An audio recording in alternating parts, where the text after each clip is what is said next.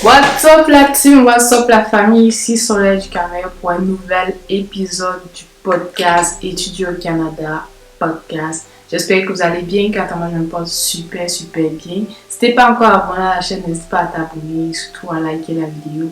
Donne-moi aussi en commentaire quelles sont les idées vidéo que tu aimerais que que je développe ou que je donne mon opinion, des idées.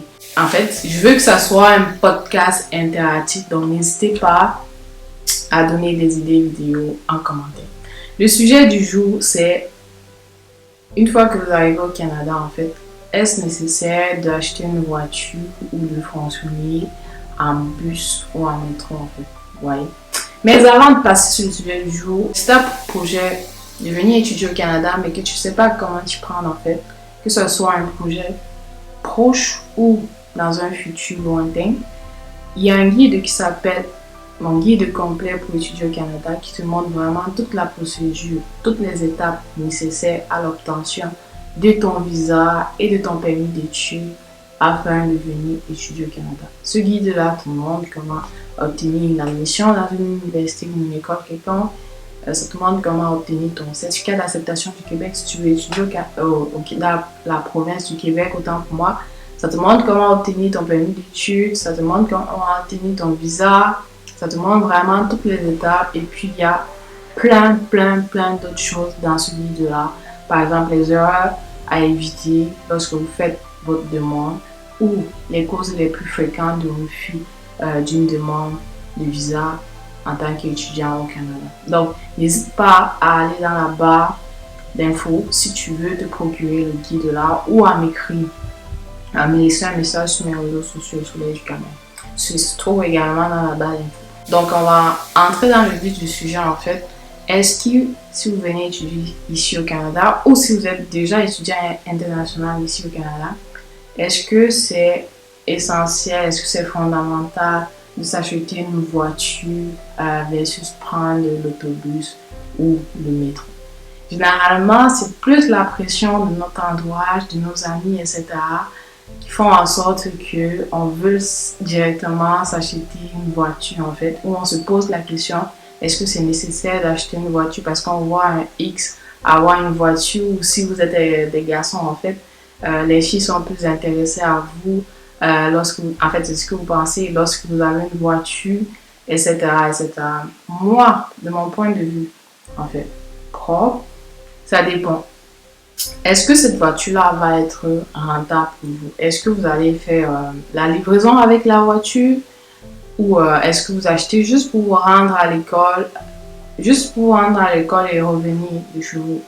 Si c'est juste pour vous rendre à l'école et revenir de chez vous, ça vaut vraiment pas la peine parce que la voiture, c'est aussi beaucoup de dépenses, beaucoup de dépenses. On admet que vous avez payé la voiture cash parce que si vous ne payez pas la voiture cash, ça implique des paiements chaque 2 semaines ou mensuels, dépendamment de comment est-ce que vous vous arrangez avec le concessionnaire en fait. Ça implique des paiements aux 2 semaines, je ne sais pas, sur plusieurs années. Ça implique les paiements chaque mois de l'assurance de la voiture.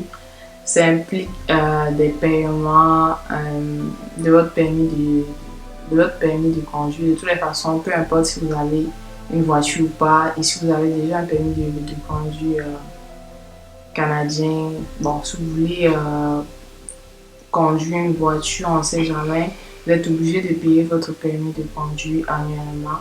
Ça implique le paiement de la plaque d'immatriculation de la voiture.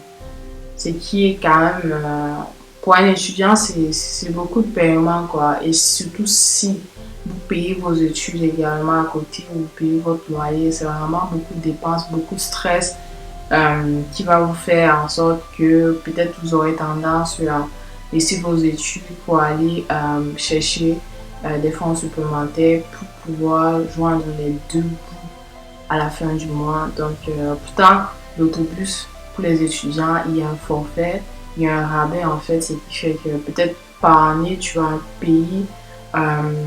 Si je prends un étudiant qui est dans la province du Québec, mais à Gatineau, en fait, par année, tu vas te retrouver à payer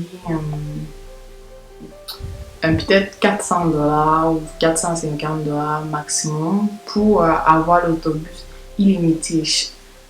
Peu importe que ce soit à Gatineau ou à Ottawa, tu vas avoir l'autobus en fait.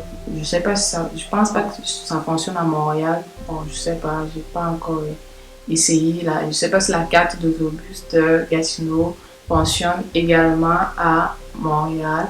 Mais sinon, quand même, 450 dollars et vous pouvez aller où vous voulez. Parce que déjà à Gatineau, euh, les voies d'autobus, l'autobus passe partout en fait. Donc, vous ne pouvez pas dire que vous voulez aller quelque part et il n'y a pas l'autobus en fait. Donc, c'est vraiment un choix.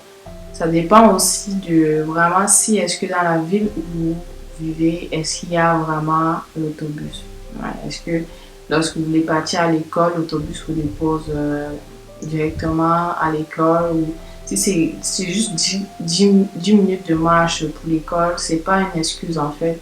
Le fait de, même s'il y a l'hiver en fait, c'est pas une excuse de chercher une voiture parce que la voiture en fait, c'est pas un investissement bien réfléchi. Surtout si on n'a pas besoin de ça et surtout si c'est pas rentable en fait parce que la voiture ça bouffe énormément d'argent et que de payer, de faire des paiements mensuels ou que de prendre un cash de 5000 ou je sais pas 10 000 dollars et partir investir ça dans une voiture. Je conseillerais d'investir plutôt en bourse ou voilà quoi, ou vraiment en bourse quoi. Et puis ça va produire énormément d'argent que de mettre sur une voiture parce que la valeur de la voiture avec le temps, ça diminue. Et aussi les kilomètres. Le kilométrage de la voiture fait en sorte que la voiture perd beaucoup sa valeur. Donc, je vous conseille de vraiment vous poser la question, pourquoi est-ce que j'achète cette voiture-là? Est-ce que j'ai vraiment besoin de ça? Est-ce que c'est pour fumer auprès de mes amis ou est-ce que c'est pour montrer que ouais, j'ai une voiture, que je suis arrivée au Canada et tout, ouais, je me suis acheté une voiture, nanana. Il faut se poser cette question-là. Ensuite, il faut se poser, si j'achète la voiture-là, est-ce que je vais gagner quelque chose autre que de fumer ou un truc? Est-ce que cette voiture-là va me rapporter de l'argent? Est-ce que cette voiture-là est nécessaire pour mon travail? Est-ce que cette voiture-là, si je n'ai pas cette voiture-là, je suis fauchée en fait. Je ne peux rien faire, je ne peux pas me rendre à l'épicerie, je ne peux pas me rendre à l'école, je ne peux pas me rendre au travail, etc. Il faut se poser cette question-là. Il faut aussi se demander, ouais, c'est vrai que vous pouvez acheter des voitures à 1000 dollars, à 2000 dollars, etc.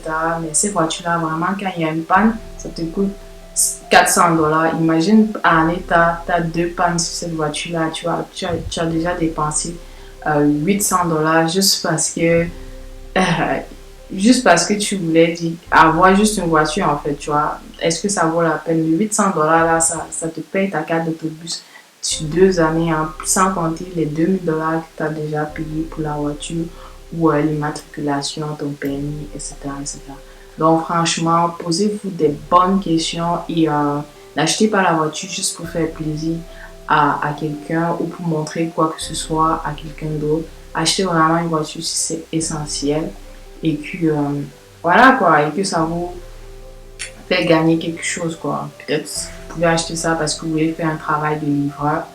Là, la voiture vous sert comme outil de travail en fait, donc ça vous fait gagner quelque chose. Donc, j'espère que cette vidéo vous a aidé. N'hésitez pas à partager, à liker, à commenter sur toi. Abonne-toi, bien jouer la famille, bien jouer la team. C'était Soleil du Carnet pour une nouvelle vidéo. Je suis partie. Bye!